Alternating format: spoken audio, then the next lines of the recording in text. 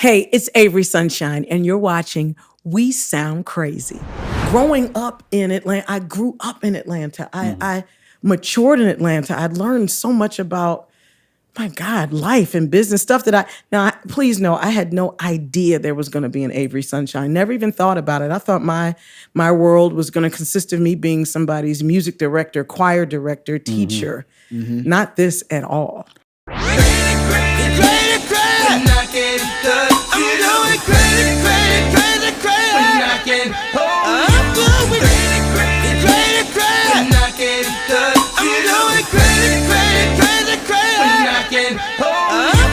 We sound crazy.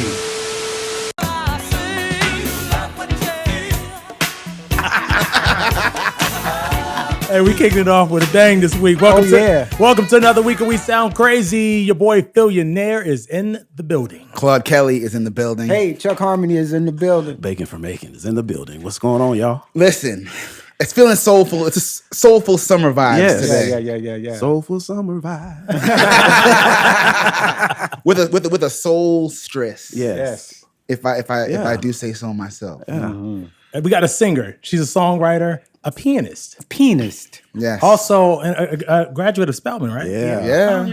Yeah, the Spelman. Ladies and gentlemen, make some noise. Avery Sunshine is in the building. Hey. It's about time. I'm so good.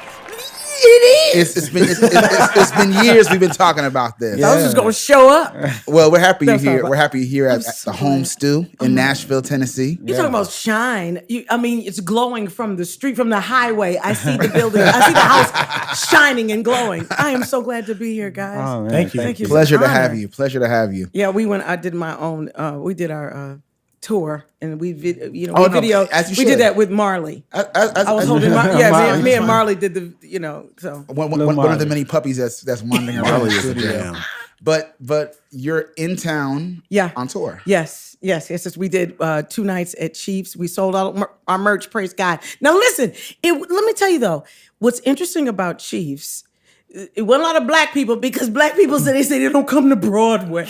I didn't know that. Broadway is now Times Square-ish. Exactly. Yeah. But look, so folks they pressed their way. They came through. We had 2 great nights.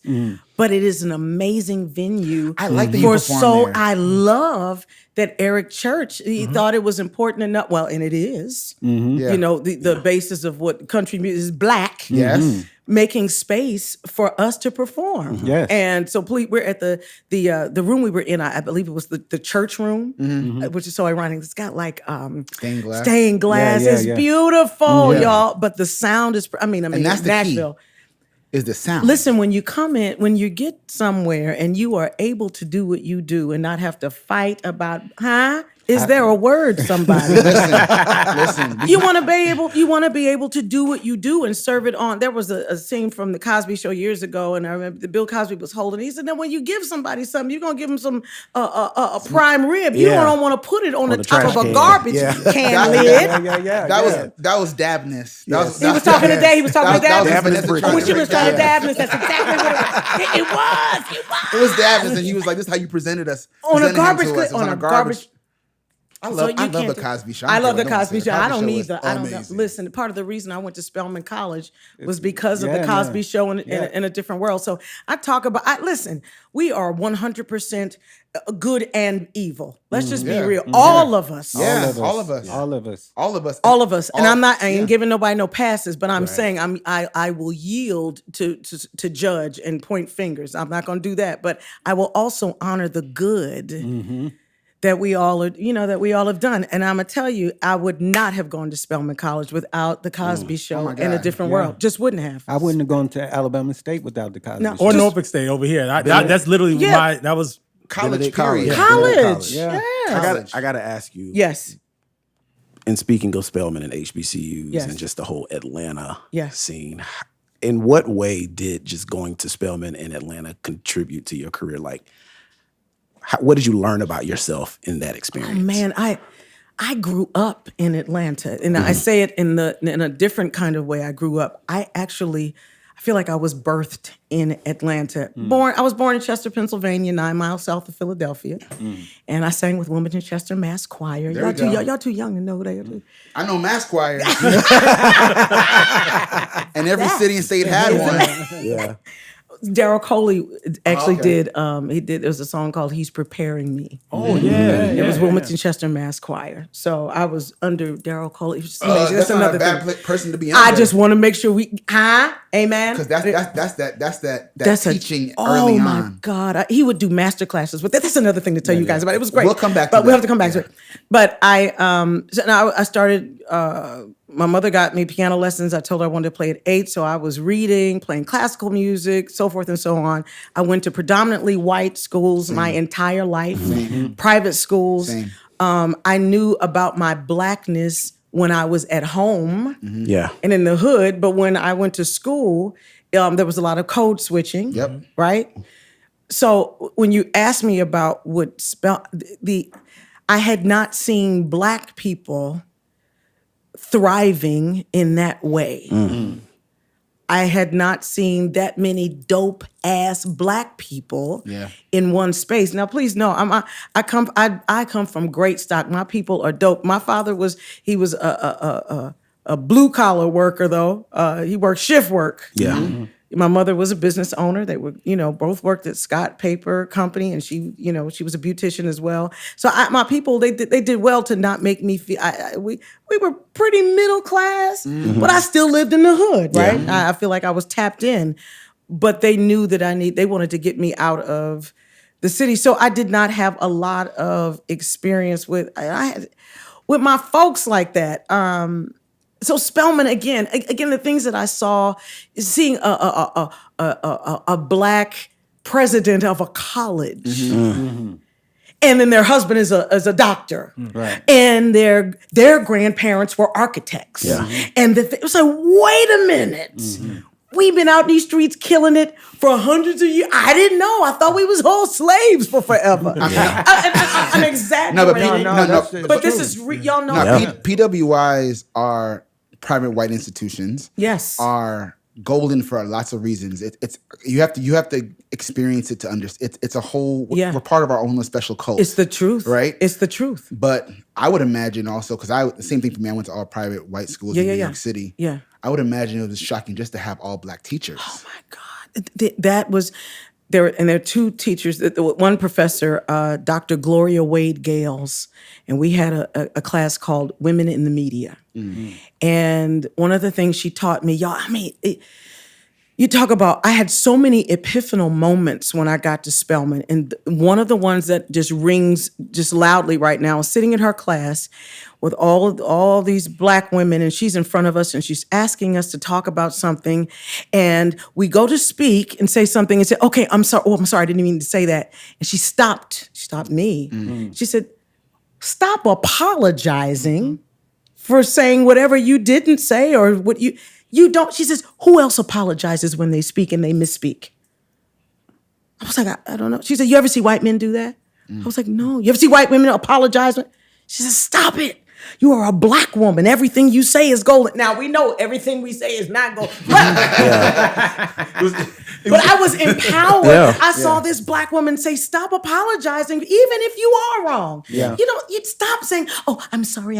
I'm sorry to cut you off. I'm sorry. You don't have to say that. Just keep talking. Keep moving. That was... I felt like I had jumper cables on me, and when I'd have those moments, I think that was so important to see so many proud, unapologetic Black women in one space that way. And I mean, maybe 2 weeks after that, I cut all my hair off. I was like, hell, this is it. Shit. I just shed all of that. So Atlanta do that to you. Especially being in those spaces in the white schools where I was the only. I was not one of 3. I was the only. You represent the whole race. So there were places that I didn't even realize I was muting. Well, that's not true. I muted it because I did not feel like I needed to share. And hear me, I didn't need to. I didn't want to give anybody the benefit of my my blessed culture, I did feel like that. So there were times that I'd say, "Oh, you don't get to know what we do at our house. Yeah. That's sacred." Dana and I talk about this all the time. Something that I got from being in predominantly white spaces, correcting us when we mispronounce a word or something. Grammar. Oh the grammar police. I'm the grammar police in my head. Me too. Even though, but I saw this thing online. We were talking about it. It's like, if you knew what I meant, did I need to be corrected? Like, why should it matter? Yeah. That's how I feel. Yeah. He get corrected all the time, Chuck. So. Me and you know what I mean? Always getting that slap on the wrist. Always getting a slap on the wrist. We sound crazy.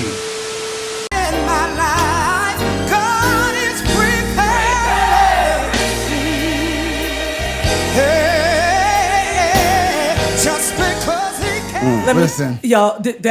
I'm telling you now. That if you want to get me right, just put that out. Oh Lord, I'll tarry. Oh glory. His voice not command you to listen. Yes. There's something else when we're talking about these different spaces that we're in. So in the white schools, I was taught that, the examples of great phrasing, Pavarotti, and all the white folks, right? Yeah. Nobody talked about the phrasing of A1 Daryl Coley. Right. Incredible. And the way he can take his breath, and he taught us how to do it in some of those workshops. And you practice your breathing. And but beside the point, the idea that we are not knowledgeable or learned because we sing music that makes you feel. That misconception is something that I worked through when I got to school, because even the black folks, we bought into the bullshit. 100%. Yeah. So I would be in the practice rooms, and my professor, and I changed my major after 4 years because I just couldn't take it anymore. She did not want to hear me playing any gospel music in the practice rooms. She was like, "Get back to your Donknyani and your Rachmaninoff. Oh, Denise, oh, was this nice? But don't play that in here." I wish I had the courage to speak truth to that power in that moment, to say, y'all got to wake up. Yeah. Y'all are going to lose us. And they did. The department, it certainly suffered, because in a black space, I felt like I could not be black. Yeah. And be great, right? I had the same experience. Me too. I had the same experience at Berkeley while I was studying classical music. Yeah. The years are the exact same years as a lot of gospel music and a lot of Negro spirituals, and they don't teach it that way. No, they don't. Like when you're learning Chopin, you know that Chopin's happening at the same time. That Thomas Dorsey is writing a piece, or you're getting the So Moses it's all masterful Hogan. at It's the just the same truth. time. It's the truth. I was like, wait a minute, that was the same, because you feel like you should study those greats, and then at some point when you have time, study whatever happened in your free time. in your free time. I gotta know. So you change your major at Spelman. Yes. Where do you go as you're still at Spelman? Yeah. Where do you go to have that creative outlet? Like, for me, it was church. I would, I ended up being the choir director at Morehouse for the King Chapel Choir, student director. So then they actually gave me a job. I was like, this is great. Did that and found another church that I loved in the city. And I ended up working at those two places. That was the outlet, choir rehearsals. And I'd find, midnight musicals or something wherever, was going on in Atlanta. That was it. I really immersed myself in church. Yeah. I was not in the R&B scene at all. Wow. That's I crazy. didn't know anything about it. It wasn't until I got with Dana. He was like, "What are you doing with your life?" Like, oh. Really? Yeah, he was like, "What are you doing? Why are you, wait, what?" It was crazy. So you have a whole life before the Avery we know now. Absolutely. That's prominent in churches in Atlanta. Oh my God, as minister of music, that is choral directing, that is that's me, that is accompanying, that's playing, doing piano music for Jane Fonda for some of her events. I have to tell you, that was one of the places, one of the first times. As a piano major, they got a call. They said they just need some piano music for 3 hours. They have $50 an hour allotted. I was like, don't want me to play for 4 hours? Yeah. Shoot, that's $200. I'll play. I will read this shit. So 4 hours go by, and I'm wrapping my stuff up and doing it. And then they say, "Oh, listen, it was so great. We want you to stay a little bit longer. And they said, how much is that going to be? I was like, well, you already gave me $200. If you want me to stay 2 more hours, I mean, whatever you want to give me. They said, Jane Fonda said they must have gone back to Jane Fonda, and she sent the message back to me to say, if somebody asks you how much you charge, tell them exactly what it is. Yeah. And don't give them no half-ass number. Yeah. They said, Miss Fonda's going to give you $175 an hour for the next 2 hours.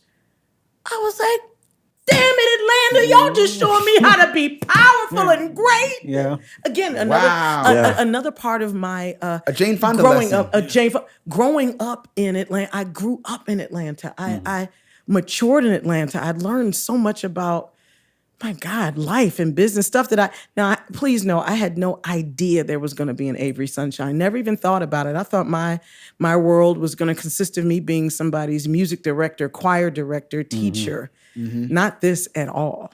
At all. Were you happy? I'm sorry, go ahead, Trev. I was about to say I was years old. I was today years old, right? Yeah. Very nice. I was today years old when I found out what your name meant and where you got it from. Hilarious. I want you to say it. Okay. All right. So look, I know this is the holy podcast, so I'm gonna keep it holy. Y'all didn't even laugh, so it was really a holy podcast. I won't say it's really not. They didn't tease. They were like, no. So at one of the first songs I'd ever written, and I have to give you all of this backstory. I was going through a divorce. I moved into an apartment with my best friend at the time. She had a 2-bedroom apartment. She had 2 babies. I had 2 babies. Crazy. Wow. She says, you can have this other room. Down like 4 flat tires. Yeah. My sister Maya Wilson, she just retired from Broadway, by the way. She's actually the voice of Bolda in Frozen. Wow. She's been from the Book of Mormon to The Color Purple's original cast. At any rate, so she says, we're going to do this together. You come on over here. Fine. I got this keyboard that my mom bought me, a Roland, I can't remember the name of it, but it had speakers on it. So y'all know that was, I'm older than y'all, but it had speakers on it. So that means I could plug it in and listen. I didn't need a whole bunch of stuff. And I'm sitting down, I'm writing music, and I send this idea to Dana. I said, I've just got this hook. And 5 minutes later, at the time, we had Nokia phones. So in order to text, you got to hit that number 13 times to get to the T, and then 72 times to get to the V. He sent me back verses to the song almost immediately. And that was my first song, and it was called Stalker, because I love house music, y'all. Yeah. Mm-hmm. Or Stalk You. And so we ended up getting it placed on this album, and it was being released in Japan.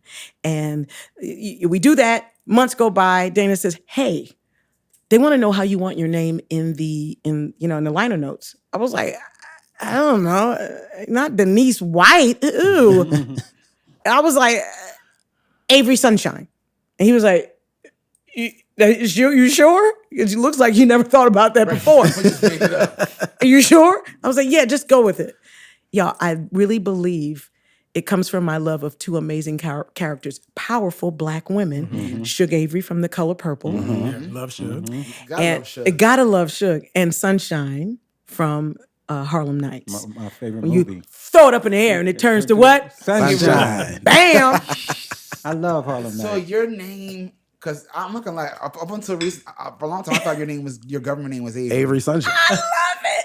I was like, well, she was born Avery. And we gonna call her Avery. She was born. Look, and this is a really great story here. Aretha Franklin wrote my checks when she invited us a couple of times. She said, "Yeah, your mother named you Denise, so I'm gonna write your check to Denise White." That's what she wrote. Yeah, she wrote it to Denise White. That was so bizarre. Let's just pause on the light flex that you right. No. I'm sorry. We can't scoot past that. Written to you by Aretha V. Franklin. And I did not take a picture of it, y'all. Well, I didn't take a picture, and the first time we got the check, it ate the ATM ate it. No. Fantastic. What? So I'm sitting in the Bank of America drive-through having a stroke. I would too. Because the thing is going, and then just go boop. And I'm sitting and start smoking and short circuiting and shit. I said, Lord, what am I gonna call Aretha Franklin and say the ATM ate your check. I need another one. Wait. I don't know if I call. All them numbers, there are numbers on the ATM. Yeah, I read all of that small print, and I called the numbers. Listen, I think I said to the person that answered, listen, Aretha Franklin wrote me a check. And I need y'all got to get it out of this ATM. I don't know. You got to relax, ma'am. You got to relax. We got it out. They got it. They deposited it. I was so, y'all cannot imagine. So I didn't get a chance to take a picture of the check. But I do have an email from her. This is God rest her soul. Dana, I'm going to tell you anyway. So listen, since we're talking about Aretha, she invited me to perform for her twice in 1 year, which is really kind of amazing. That's very rare. That is so rare. And she was picky. The stories I got, they were like, she don't like nobody. She don't like nobody. She invited me twice. The first or second, I believe it was the first time. It was just Dana and I. And our configuration, when we do shows, it used to be just the duo. I'd be on keys, Dana be on guitar with this foot thing that he got. And then we do the trio, whatever the case. At the time, it was the duo. She invited us. They had 4 vehicles pick us up from the airport. Oh, Aretha, she gonna let you know it's her production. Do you understand me? Yeah. We didn't need 4 limousines. 4 stretch limos? Stretch. Detroit, baby. Detroit. I love it. We get to the hotel. I mean, we're like, we'll just take one. You can put each of our bags in the other, I guess. So fine. We get to the hotel. There are like 4 or 5 rooms in our names. We only need 1, but it's fine. We'll use 2. Fine. But we give our card to this is a great lesson. Touring musicians, make sure you do not use your debit card when you put cards down for them hotels. Because it's horrible. Thank God we used it. I think at that time, it may have been a debit card. At any rate, we put it down, not thinking about it for the hold, right? Yeah. We do the event. It's amazing. It's wonderful. It's Aretha. We get home 2 days later. There's a message from Bank of America. Well, we're just looking at our statement. $5,000 debited from the account for them 4 or 5 rooms. Yet again, I've got to find my way to reach out to Miss Franklin and be like, yo. Why am I nervous right now? Right. It was the strangest thing, and we going back. Come on, I'm a black woman, so I'm telling. I don't care who she is. Damn, you better tell her I want my bread. It was bad. At any rate, she worked it out. She wanted a little bit of everything: my driver's license, my debit card. She wanted a blood sample, a stool sample, just to prove that it was me. It was like we didn't do it. Whatever. We got it straight. But the most amazing thing was this. She sent an email and said, I don't know how this happened, but I am so sorry. Please forgive us. To me, I got the email. Wow. That's awesome. What I was the Queen. insane. The Queen. What was the song or project that made her say, I want Avery Sunshine to come sing It for was me? Call My Name, which is really, really interesting because when I did the first event for her, it was her birthday party, really small. The room was about, for her birthday party, it was this size, right? And there's Don Lemon over there. There's, at the time, I think Eric Holder was there and a bunch of people, right? Valerie Simpson is there. Everybody's there.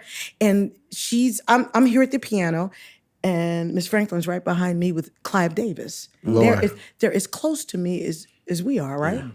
And I'm playing, and people are talking, and I'm like, y'all know, yes. if you're doing, dinner music, it's like they're not paying me no mind, whatever. Right. And I'm like, all right, you know what? God bless you all. Good night. Thank you very much.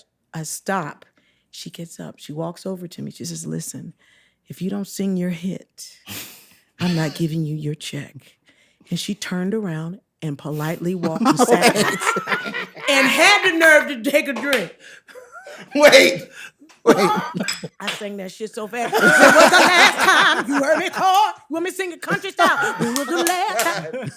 Oh, my Lord. When was the last time you heard me call you sweet darling? And when was the last time?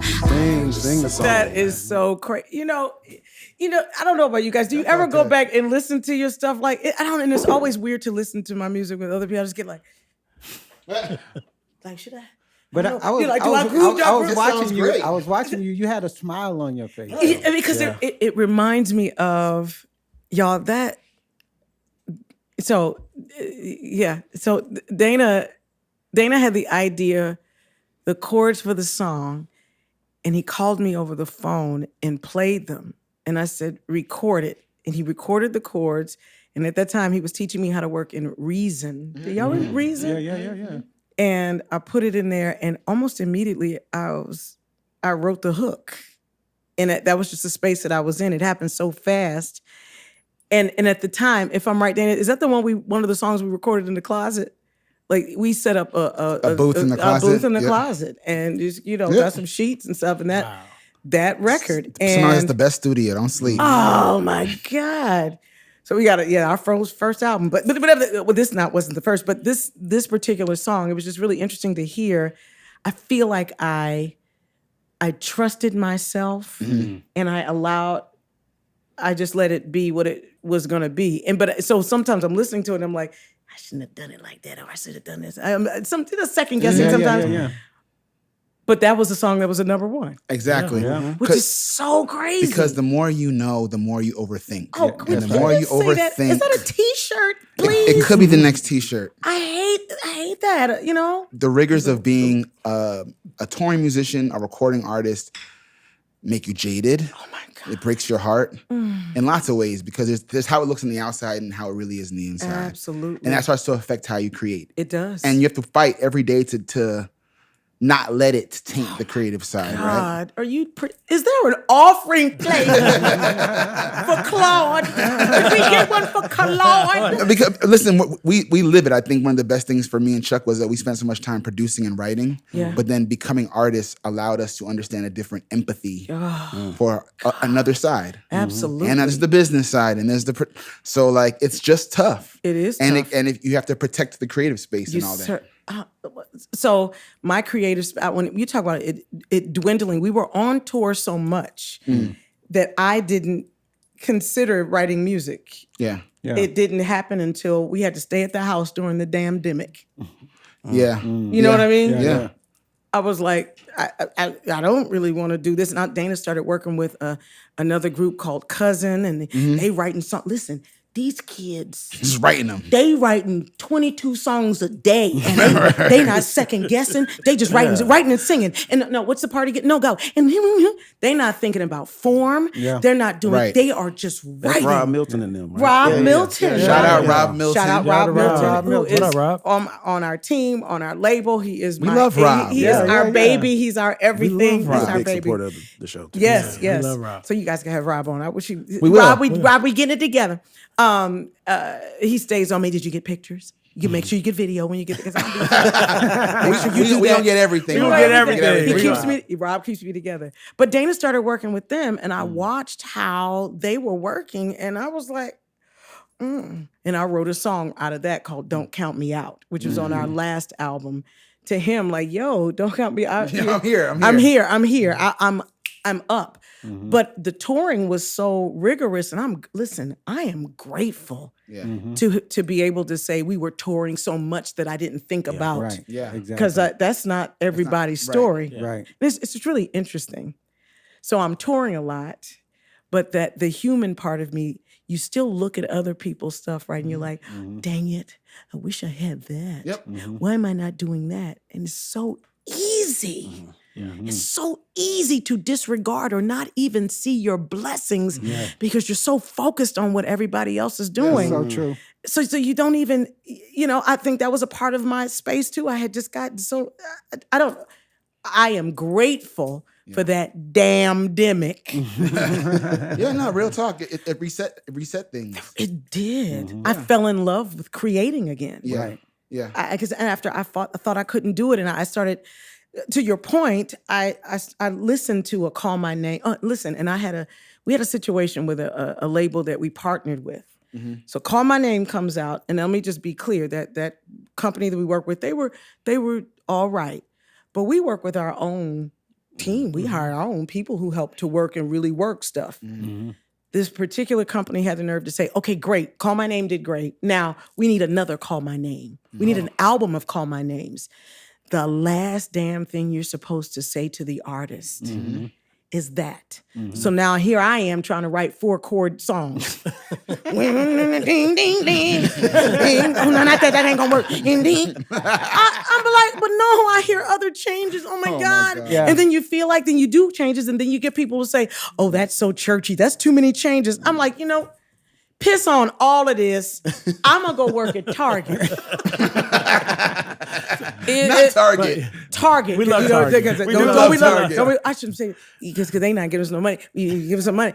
The point is, but I did. I was like, this is. I felt defeated. It was just too much to navigate through. It's a lot in this business. And I have to ask, I mean, you talked about the creative side, but I want to talk about you as on the business front because you are independent. You and Dana have been literally hiring teams for years. Yes. Talk about the journey as an independent, having your own independent label and now signing other artists. I have to say that 100% I owe that to my husband because my husband knows how to talk to people and be in rooms without saying, let me tell you something.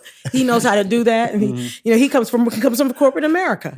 I come from, I come from a little bit church, a little hood. I'll be like, no. So I am grateful because it's about relationships. It is.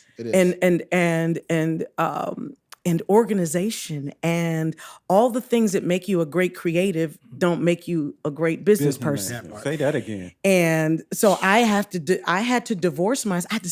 He had to have conversations with me to say, okay, look, Avery over here. Now I need Avery, put your business hat on. And I literally had to have those moments where he says, okay, now we're on a business call. You're not the artist. Right.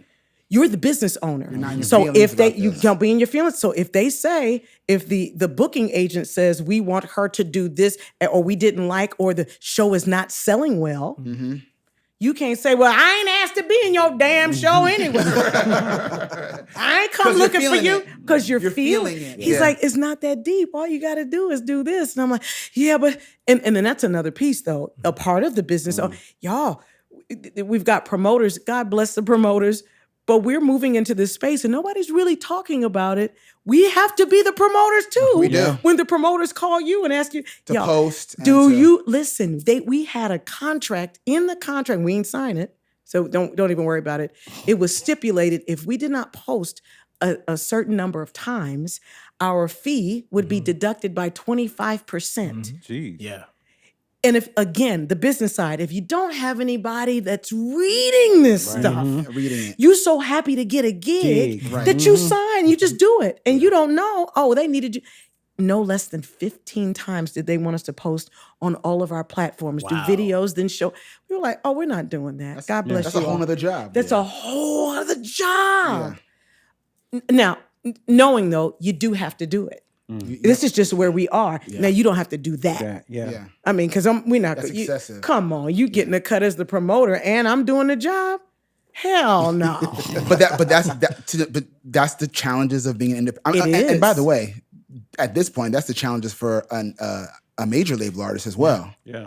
You have to promote. You have to come up with the ideas. You have to make yourself trendy and viral. And all the things, but it's uncomfortable. It's so uncomfortable because a lot of it ends up in the artist's lap. And can I say all you want to do is create. I was just about to say, you just want to be able to, can I just float? Right. I don't want to have to come up with the next viral thing. And that's why I think people end up getting in trouble because they're trying to go viral and then they end up, here you go, let me show you. Boom. It's like, no. Is that all you can do? But they become desperate. Yeah, more often than not, those moments are organic. You can't conjure up viral moments. You cannot. Yeah. You cannot. I want to know because I know I first discovered you with All in My Head. Really? This is back when BET, they were kind of moving out of playing videos, but they played your video. Yeah. I never forget, it was summer of 2010. Never forget. But I'd like to hear about the summer of 2010. That sounds tasty and juicy. Right. I want to know what were some of the things that you learned during the process of making and promoting that very first self-titled album that you were able to kind of just say, okay, I won't do that again? Yeah. When you kind of moved down the road and started making other records? Oh man, we partnered with somebody. We ended up having to pay that person a whole lot of money because they didn't do what they said they were going to do. Mm-hmm. But we paid for our learning, right? Mm-hmm. And that's something that we have committed to. We'll bet on ourselves first. Yeah. And not just go with the shiniest thing. Yeah. And people, the thing that we learned, that this thing is so shiny and so exciting. There's so many people that just want to be in it. Mm-hmm. And there are a lot of people who hang around with not any specific skills. And they figure out how to attach themselves and make themselves important. And you're like, but I think I do need this. And you're like, wait, we knew that it had gone bad when we had done all this work. And the person we ended up, and again, I credit a lot of this to Dana. Dana did a lot of footwork, y'all. Mm-hmm. All of his relationships. Dana worked with, between India, Donnie Johnson. Y'all remember Donnie? Mm-hmm. Yeah. Of course. That Dana is a part of that crew. So he was in the mix. He had a lot of relationships from all the stuff that he had done with his own thing. Dana was signed to Noontime Records and all this stuff. He was, in the mix for real. And he had done a lot of work. And he's the kind of guy that just works. He's just going to do it, not really keep tabs of who's doing what. And this guy, we had just gotten booked for the Blue Note New York. And the guy that we were working with showed up, right? Because he's going to show off. He's a proud peacock at that moment, right? Because we got a gig. At the end of the gig, he said to Dana, so, hey, looks like y'all ready for me to kick in now, huh? Kick in now? Nigga, we thought you had kicked in. Right. So what you been doing these last 2 years? Right. There are people who just think being associated and close makes it, or they give you $5,000 and that's not the case here. And they're indebted to you. And somehow this industry, it just breeds that kind of thing. It does. And then then we end up I just want to create, and then you kind of like, won't happen again, huh? But the downside on the creative side is that when we all get hurt in one way or another, it becomes an industry of creatives that are mistrusting of each other. And abusive to each other, if I'm keeping it real. Like, say it. If you're hurt, you hurt people. You hurt the people you sign, or the people that are underneath you. And it makes it harder to get things done. It makes it harder for contracts to get signed. It makes it harder for shows, collaborations to happen in person and on stage, because there's all that hurt. And so it does hurt the creative in the end. It really does. It really does. Yeah. I there's somebody that I'm hoping to work with now, and he's Grammy nominated, really dope, just amazing. And one of the texts he sent back to me, and I won't say his name, but he said, I said, so what is this thing going to look like? Because you want to talk about the business now. Right. Because I don't want to create and then have to figure that out later. That's something I learned. Yeah. We're not going to talk. Let's just, let's just figure it out. What does it look like? And the most beautiful, he was like, I just want to create. I want to get to a place where the money's not first. I was like, oh my gosh. It arrested me for a second, because I feel the same way. Yeah. Mm-hmm. But I'm afraid to lean into it, because I don't want it to come back and bite me in the ass. Mm-hmm. But the truth is, those relationships do work. Yeah. They do. They do exist. They do. They absolutely do exist. And I'm learning to just lean into that space and also still talk about. It's okay to talk about the business too first. Yeah. We have to get comfortable talking about the business. We have to get comfortable about we just do. Yeah, you have to get comfortable with it. We do. So can I speak to why I think it is? A lot of us want to be, let me speak to me. I thought that when you're talented, it means that you don't have to talk about it because everybody else will. Yes. And somehow, if you're talking about it, it means that you're not dope. Agreed. Yeah. That was how I felt too. Where does that come from? Because that's me too. Church. Y'all, it's church. Mm-hmm. Because it's always about humbling myself. Oh, humbling. Praise God. Right. No. We do this thing, when you're like, yo, you're dope. I'm just trying to get, I'm trying to get in. I'm trying to get like you, man. But that's no, church musicians, some of the egotistical musicians I ever met too. Now you telling the truth. They ain't all humble. To me, that's where I got it from. I felt like there was this thing of like, you were supposed to just be great and not say too much. Absolutely. And kind of just like. And our culture too. I mean, let's just be, my mama is 86 years old. It's innocent. Mama, she's from, the Jim Crow South. And, listen, you be quiet and you keep your leg, you don't wear no red lipstick. You be seen and not heard. Yeah. And you do not toot your own horn. Again, back to Spellman. That is exactly what how will people know what you do if you don't say it? If you don't toot your horn? Yeah. I toot my own horn. You have to.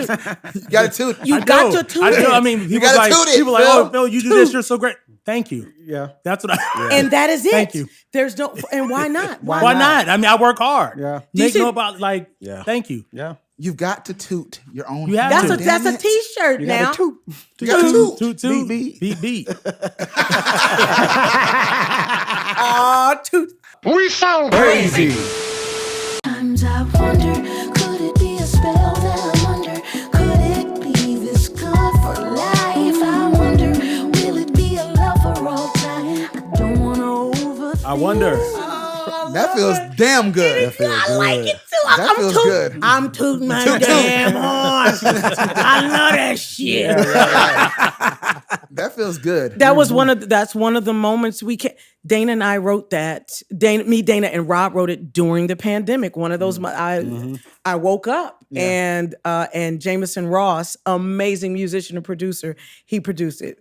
So you are an artist and a songwriter, of course.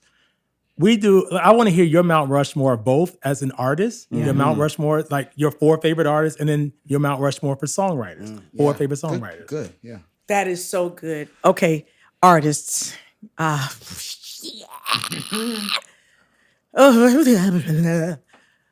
Gladys Knight, artist.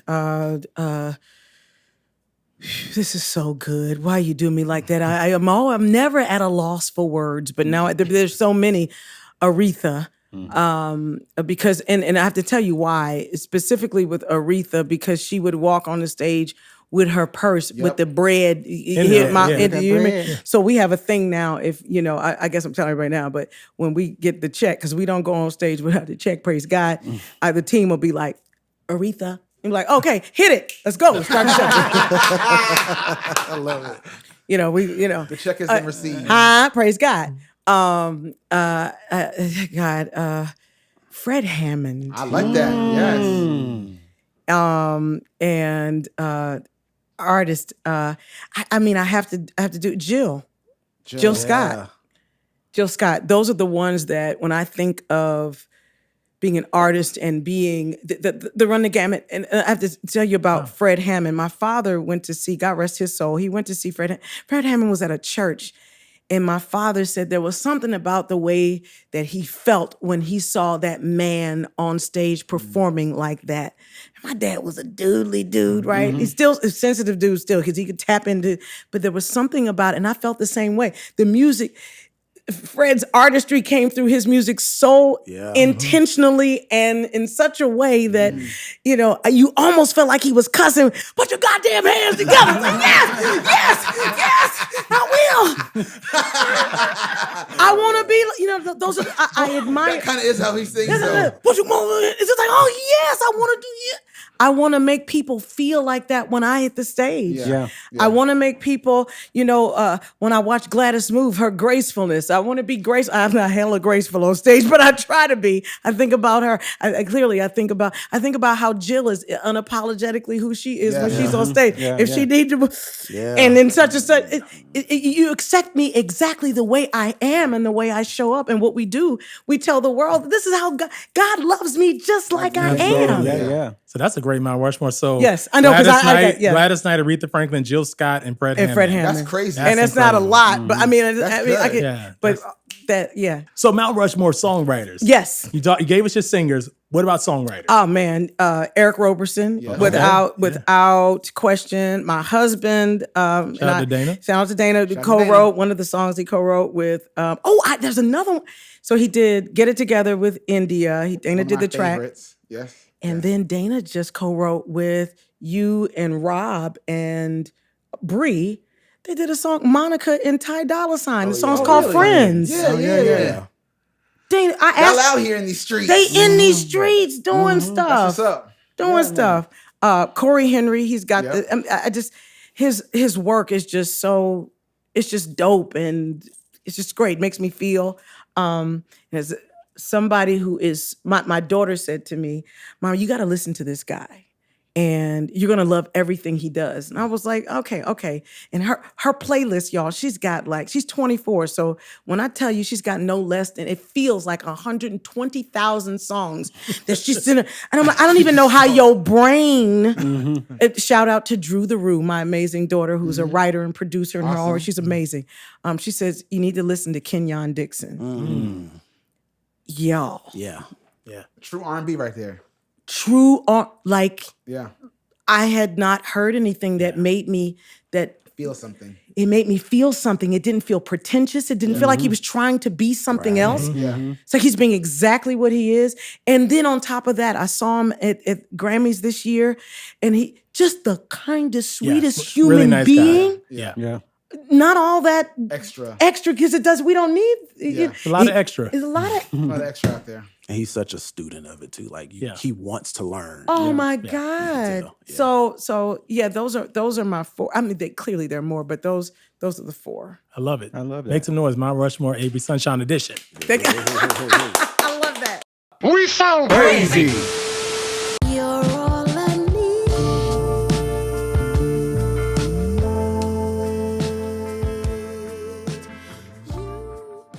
Wow, I love that you guys. I love this. I love it. I love that one. You like it? Okay, so listen, we have a real deal singer in the house amongst us. Yes. And I mean, you play.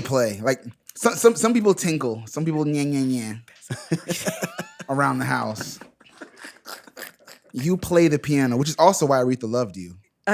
Because it's that singing and playing, which is But oh man, I love that. we have a game we do here called Take It to the Bridge. Yeah. And we feel like, to your point, that some of the things are missing, especially bridges in songs, things that take songs to the next level. Yeah. So, yeah.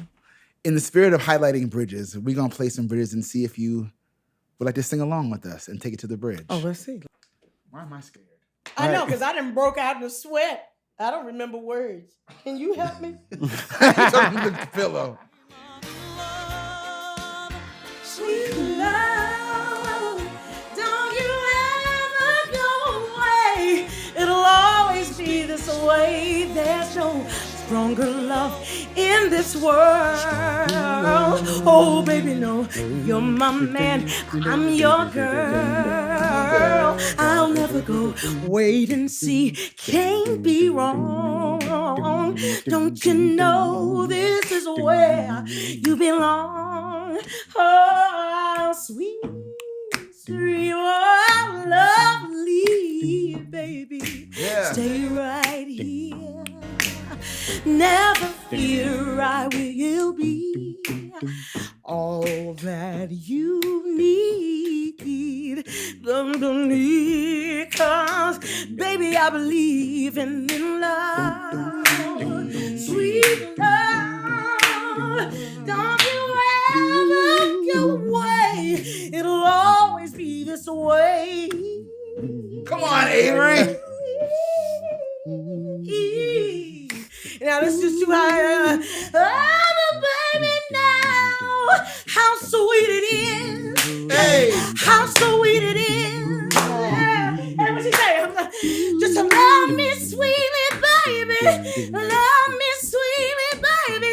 Yeah, no.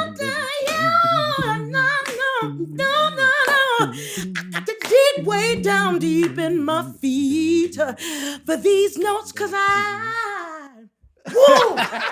in the world? Game over. Game over. I'm over here sweating.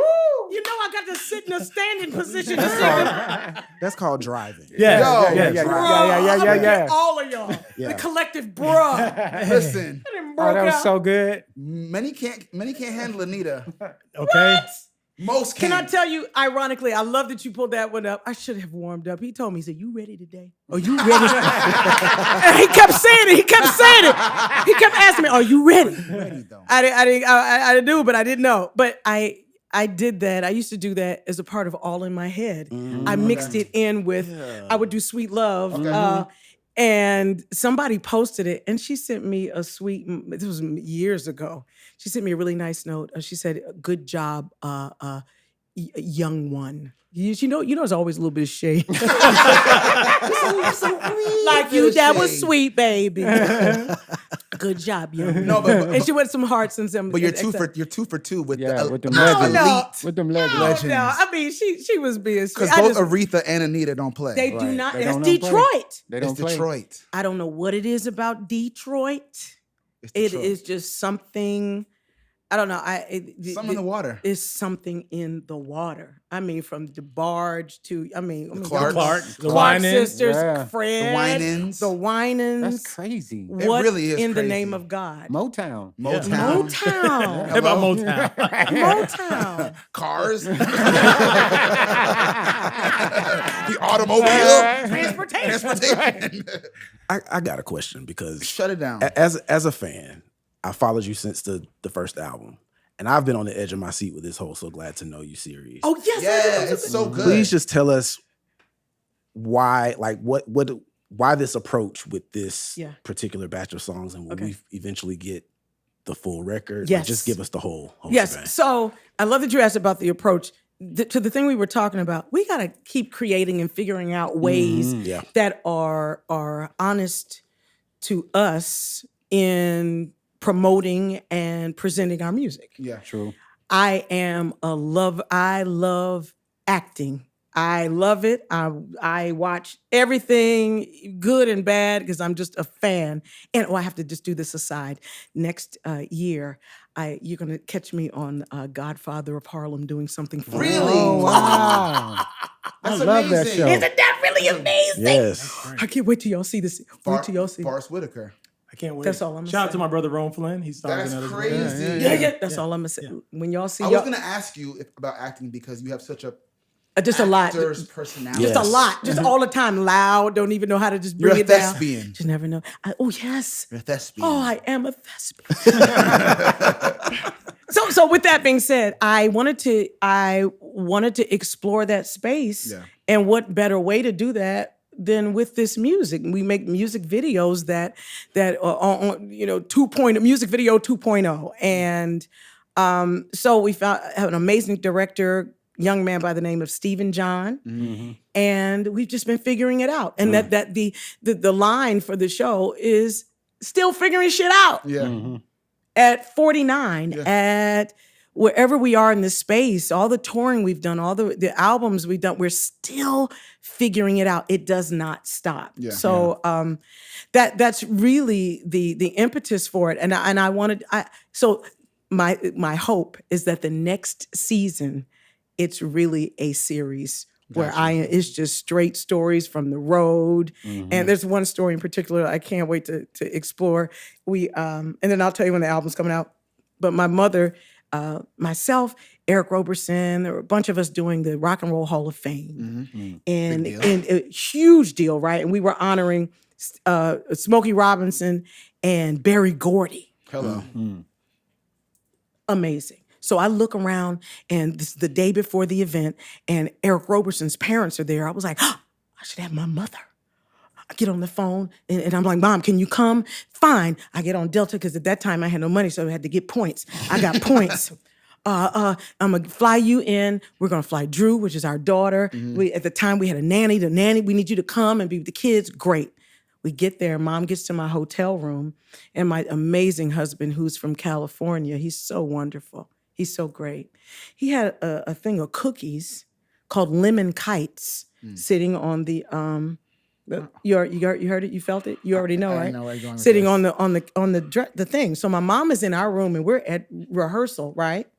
We get back, mom's feet are up on the thing like this, and we walk in and we see her doing this. So they're gone. Oh no. These cookies are gone. Oh no. At that time, my California cookie. mother was 79 years old. Now, I just told y'all I'm about to perform for Smokey Robinson and Berry Gordy. And my mother is high. As hell. As hell. So much so, she said, oh, I feel like I'm in a goddamn marching band. High knees and shit. But she told Dana was like, are you going to be all right? And when we walked in the room, she said, shit, I'm going to be fine. I got a strong constitution. It ain't that damn strong. At any rate, those are the kinds of stories we're going to tell in the next series. That's what I want to do. So that's what I want to do. So the album, we call it a musical web series. Yeah. And the first episode was Lifted Up. The last one we just released it was the song we just played. I can't remember it today. What's the name of the song? All I Need. I was about to say, call my name, and all I need. It does happen. Y'all old as me, but it be happening. You sure you didn't have any of the cookies either? Them California cookies? Did you see? No, I promise I did. Not today. I can't remember. So listen up. But yeah, so we just released All I Need. We've got 3 more that we're going to release. Okay. And I'm super excited. And at the end of this cycle, we'll release the full album. Awesome. Oh man, that's And we're hoping to do a live performance here. What I really want to do, I think we're going to do that here in Nashville. There's something about that space where we perform that is so perfect for filming. Everything is there. And again, it starts with that sound and the energy of the room. And if we can, it would be great. We got an offer there for the fall. Yeah. You got it. Yeah. You got to do it. Okay. You got to do it. This is confirmation. You got to do it. Okay. You got to do it. So the album is like a tentative time frame, or tentative, because we praise God. We are completely self-funded. Praise God, and there's a Cash App below. I'm kidding. Because we will post it. I promise. But I will say, I don't know if I've been more proud of a product, because when I say one, and all of it has been, but this one in particular, 100% me and my husband. Yeah. This is our stuff, the way we want to do it. Yes. And we are betting our wishes on us. I love That's it. awesome. I love that. That's it. And so I'll give you a tentative August, September for the full album. Yeah. Okay. Yeah. Sounds good. So glad to know you. So glad to know you is the name. It's a name. I'm excited to hear it, because I think you have to evolve with the times and be flexible. Absolutely. Fluid with it, how things are going. You got to. And that which does not change or grow dies. Right. Right. Nah. We sound crazy. Doing it my way, leaving it all behind. It's a brand new day, seeing the sun rising in my life. Yeah, the fact that you played this one, and I'm just gonna be honest, they had to sell this song to me. I was like, really? No, that feels good. You aren't feeling it? That feels good. yo, I'm sold. You know what I mean? I'm like, I want some greens and chitlins and shit. That's It's a little too pop for you? It's too pop. But God, what do we just say? Change. Yeah. You've gotta be willing to try new things. So that is an example of me trying something new and leaning into it. Yeah. And then collaborating, leaning into that. If we're gonna collaborate, damn it, you gotta do it. You gotta try something. You don't know what will work. You just don't. Yeah, that's true. Yeah. And so that is me in real time. It was an exercise for me, because I was struggling. I was like, I was actually saying it. I don't like this. I was showing off. I was being horrible. But I did it. But I'm so glad. Yeah. I'm so glad that I did. Yeah. Because you find out that you're stronger and doper than you even thought you were. Yeah. Yeah, and it was a challenge for me, just an energy challenge. I'm so glad that Jameson was like, no, because they believed in it. They was like, oh no, that's it. I was like, all right. All right. I know guys in the studio, I'd be like, oh, that's it. I'm like, all right, I'm ready. You know, but I'm so glad that I did. I'm practicing, because you'd have to if you do not. I mean, you already know. You just have to. Let's play a little keep or kill. Should we do that? Oh, this is fantastic. Right. So I'll kick it off. Aretha or Gladys? You can't do that. I have to do it. Not Aretha or Gladys. It must be done. No, I won't do it. I will not be forced to do this here. I'm just, come on, you and at least if you do that, let both of the people have transitioned. Okay. So Gladys Franklin it is. right. So, Gladys Franklin. It is. All right. R&B or gospel? I didn't say it was gonna be easy. R&B, because I can talk about God in the R&B. In gospel, it's got to be G. But see, if I'm doing R&B, I can say Jesus in that and say, and my baby was with me last night because Jesus did it. You know what I mean? Yeah. It's the R&B.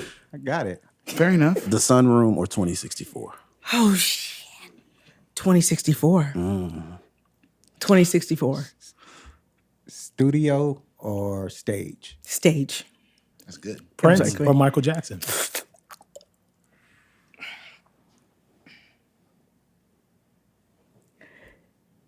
Ladies and gentlemen, Michael Jackson. Off the wall. Yes. I was taking an orchestration class in school, and I had to orchestrate one of my piano pieces.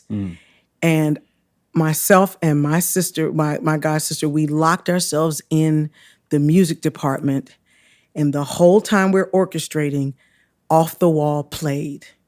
And it got me through. The production, the writing. He has a duet on there I think it's with Patty Austin. That album was transformative for me. Yeah. And for no other reason than that album it's just so meaningful to me. Even the way they had the names on it, and he's standing there. and his socks was glowing and shit. It's just great. Like he just he knew it was the shit too on that brick wall. I'm sorry. Continue. I'm so sorry. Quincy Jones or Gamble and Huff? Ooh. You ain't gonna do this again. See, listen. There's no way. First of all, Gamble and Huff is my hometown. That's that's me. That the TSOP, all of that's me, right? But Quincy is the way that he knows how to take everything. He is that person who made it all master. I can take all of this and the soul and make it something so brilliant and wonderful that all you naysayers who say, oh no, you've got to pick this or this. Yes. Yep. Yes. That's exactly what he did. Yes. So I can't, if I had to, just on the strength of that, it's Quincy. Jodeci or Boys to Men? Oh, Jodeci, what you talking about? That's chitlins, man. Forever my life. What? Oh, that's not even, the Boys to Men are fantastic. You don't eat. Macaroni and cheese. Lil Cedric and where? People don't know it's from the Little Cedric days. Yeah. To today. And that whole family. That's what they tell. Everybody is just completely. Fantasia, Anthony. It's a lot. It's a lot of soul. It's a thing that you're born with it, born into it. You can't manufacture it. No. You can't fake it. No. God bless all these people that try to do it, singing in the back of their throats, trying to make soul. Ooh, it don't work. Either you got it or you don't. You're not lying. Blackity black. Yeah. That was a great keep or kill. Yeah, great. We sound crazy.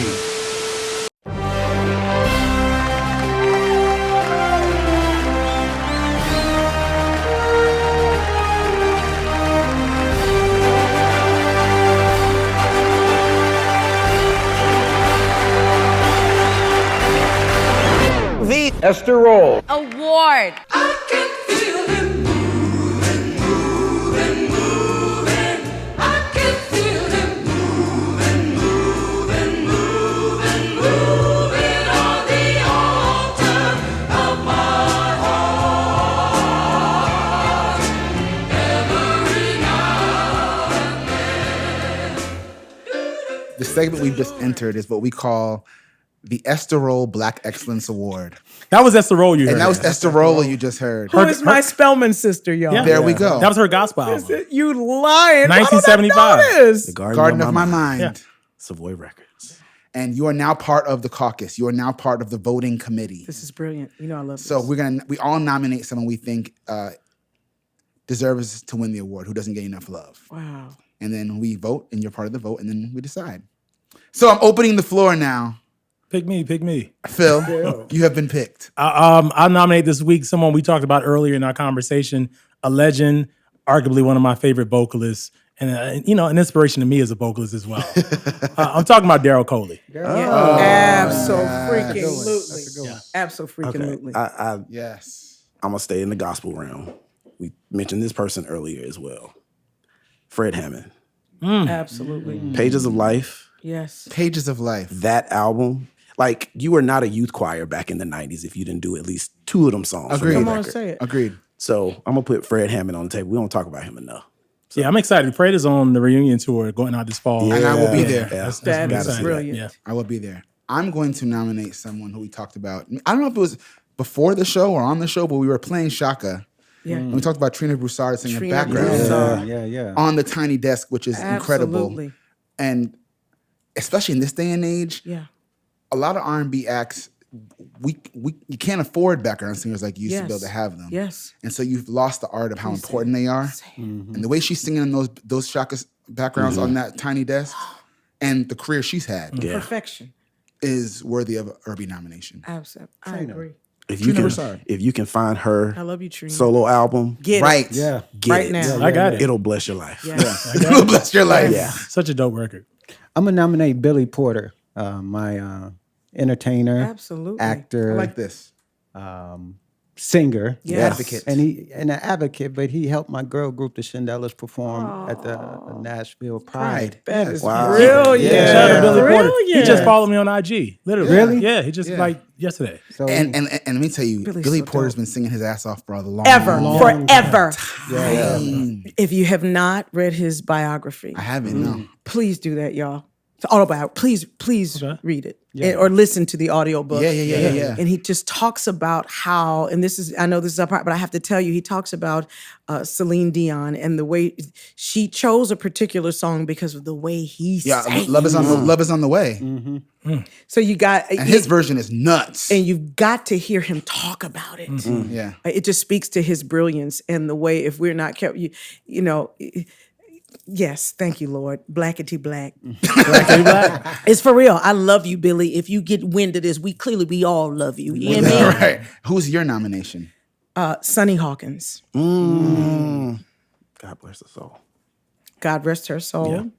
So for those of you who do not know, I need for you to Google her. Yeah. Sunny Hawkins. Sonny Hawkins. She is the late daughter-in-law of the late Walter Hawkins and Tremaine Hawkins and the late wife of Jamie Hawkins, and one of the most brilliant vocalists, recording artists that ever lived to me. Yeah. And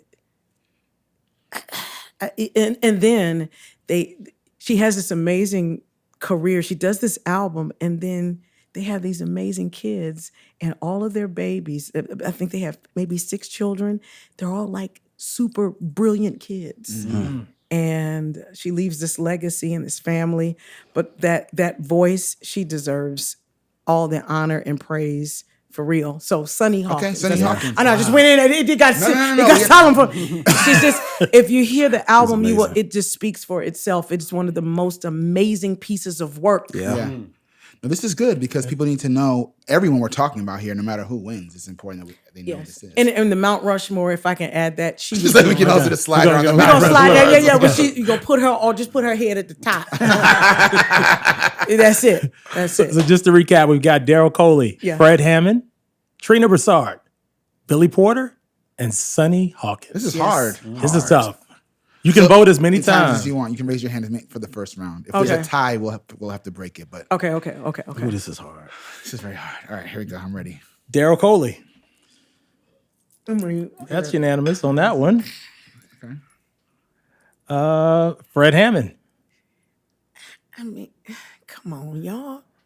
Lord Jesus. Trina Broussard. I mean. Okay. Some people here are racist. It's okay. I see that now. I see that there's racism in the room. She here talking about blackity black and y'all, it's all right. Billy Porter. I mean, come on, y'all. Wow. Tough crowd. Tough crowd. Sonny Hawkins. Yeah. Oh, wow. Wow. Okay, all right. So the winner this week, it looks like it's Daryl Coley. I mean, you can't go. You cannot go wrong. What you gonna do? With the master. Congratulations, the late, great Daryl Coley is our winner this week for the Esterio Black Excellence Award. Deserved. All right, so listen, we could talk for hours. I was going to say, because this could go on forever, which means you have to come back. Well, you are doing in the future a live performance in Nashville. Yes, so then we have to do, wouldn't it be dope if you got, I know this we have to be there. We have to, absolutely. I got an idea. Why don't our 92Q family here in Nashville, right? We Sound Crazy, host something for Avery here in Nashville. Don't do this. Yeah. Now listen, I love that it's recorded. Huh? Yeah. Habakkuk 2:22 didn't just say it said right division, it said speak division. Yeah. How do you pronounce that book in the Bible? Habakkuk. I've never known how to pronounce that. Habakkuk. Oh, won't they tear it up? Yes. I had a pastor tear it up. I'll leave him nameless because he's very popular.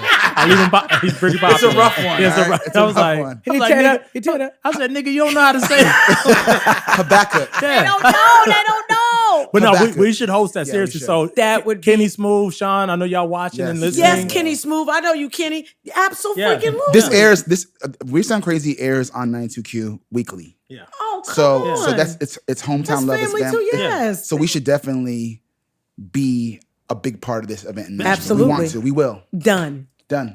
Huh? Yeah. Black and black. It's documented. Because I think you have. I mean, not only do you have a lot to impart because of your own career, but you have a lot of interesting things to say about the world and music in general, and that's an ongoing conversation. It right? Absolutely is. So when you come back, we are doing all the things. Love that. All the things. I'll have on my weirdo. Please, we got you. If I don't say anything else to everybody who's watching, all of us, motion begets motion. Mm-hmm. So just move, just do stuff, right?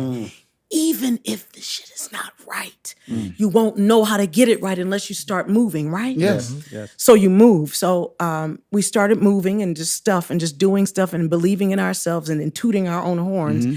And y'all, would you believe, thankful to our amazing team, Rob Milton. We have a placement on one of my favorite shows that's airing on Hulu July 17th. The show is called Unprisoned. Yeah. And we're in I Got Sunshine is featured in the finale episode. Congratulations. Season 2. Come on, Sync. So come on. Okay. We love Syncs. We love Syncs. You got to figure out all the different ways. Yeah. Listen, God is so dope. There's more than I got another song called See You When I Get There. There's more than one way. Yes. And there's more than one sync. Huh? And we didn't even talk about the lipstick line. Again, that darn damn demic, it pulls some stuff out of you. You're forced to do the things that maybe they just were a thought. And again, speaking about my blackity blackness, I was afraid to accentuate my lips because I thought they were too big. Before we go, I want to talk about the lipstick line that you have. Yeah. And I'm wearing it right now, all in my head red. All in my head red. Bang!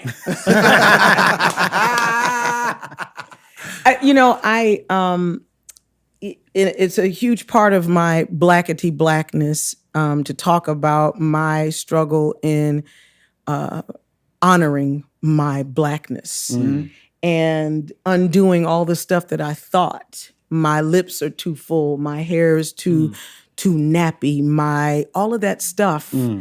And we all know why. We all know why a lot of us. But my company is called Lou Mac Beauty in honor of my great grandmother, who was her name's Lou Mac, and she was a Pentecostal preacher, pastor, a single mother. She was a landowner, and she never wore a stitch of makeup. But I had to honor her because the pictures that I saw of my great grandmother, they're black and white pictures, and I see my great grandmother. I have to show y'all. It's actually on the website. There are no pictures of my great-grandmother with my grandmother. There are pictures of my great-grandmother holding a white baby. So taking care of someone else's baby. White family, right? So that she could take care and provide for her own. Those are the pictures that I have. And I thought about not being proud of who I am and how much of a disgrace it would be to who I am to not celebrate the fullness of my lips and my curly hair. These are Lou Mac's lips. So I'm gonna put red. It's gonna be pink. It's whatever color you're going to see. I am going to toot yet again. Toot yet again. My horn, and I unapologetically. The word might be overused, but it is so right. Unapologetically, I'm going to be who I am, and I want to encourage women of color to be just that. So, Lou Mac Beauty is here. Lips, liners, and lashes. You pitched the mess out of that lipstick. You know what I'm saying? That was an elevator pitch. That was. You know what I'm saying? Love that. Because I can get long-winded, NNC because. I mean, support black business. Support black business. Listen, because these are on the website too. And you can keep up with Avery Sunshine. Yes. 404-737-0358. You can find out when I'm going to be back with my brothers again. 404, just text me 737-0358. They're stunned because they're trying to figure out what's happening. That is so good. I do that. I'm teasing, but I'm for real. That's another one of those spaces where we have, as artists, we have to figure out how to get to the people that want to get to us. This is being the social media stuff. You don't decide what you look at anymore. Right. Someone is deciding, or an algorithm is putting it together. But if we still got to do emails, we still got to do. I get y'all. We still have to do that stuff. Yes. Make sure you follow us on all platforms at We Sound Crazy and WeSoundCrazy.com. And shout out to our partners at Visit Music City. Thank you so much for your support and holding us down. And shout out to all y'all supporting and requesting, because we saw the comments. You're like, we need Avery on here. She here. Here. What's the song as we go out that you pick to send this episode away? And it could be one of mine because I'm going to do that. I have a song called "Moving," and I think that's it. Moving. Because you said all you gotta do is keep move. And the lyric is, "I've been waiting for lightning to strike, for my number to fall, and for someone to call my name. I've been waiting for my time to come, for the curtain to rise. But I've been waiting on the world, but the world's been waiting on me. So I got to get moving. I get moving. That's good. Powerful.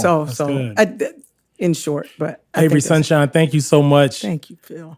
Till next week, we out of here. We sound crazy. Peace. Yeah, I gotta get moving.